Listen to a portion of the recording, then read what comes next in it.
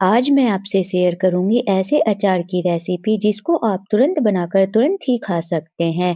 ये अचार बहुत ज़्यादा टेस्टी होता है, इस अचार को आप बार-बार बनाना पसंद करेंगे।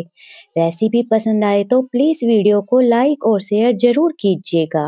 अचार बनाने के लिए यहाँ पर मैंने 2 मूली ली है और 15 से 20 ली है हरी मिर्च, ये तीखी वाली हरी मिर्च है।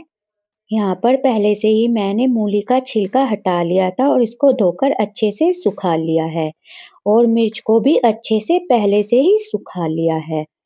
यहाँ पर मूली को कट कर लेना है। आप अपनी पसंद से लंबा भी कट कर सकते हैं।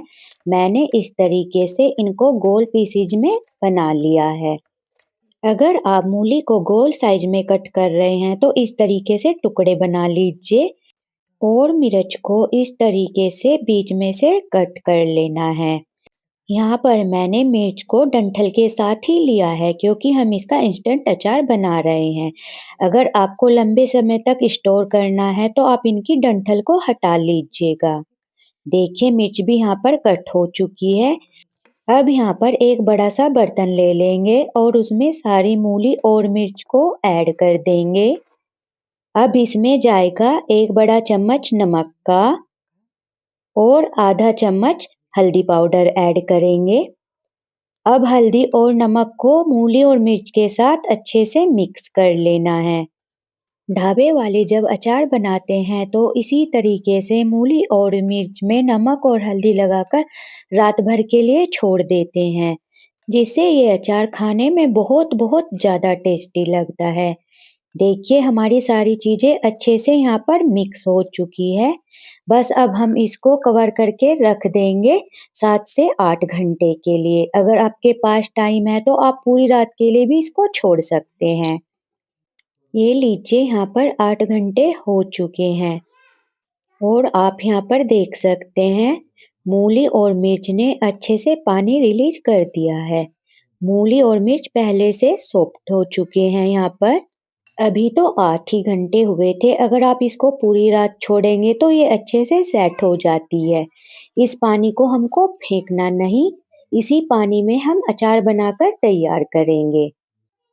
यहाँ पर मैंने ली है 1 छोटा चम्मच राई का जिसको मैंने पहले हल्का सा भून लिया और फिर दरदरा सा पीस लिया था और 1 छोटा चम्मच सौंफ का, इसको भी दरदरा सा पीस लिया है भूनकर।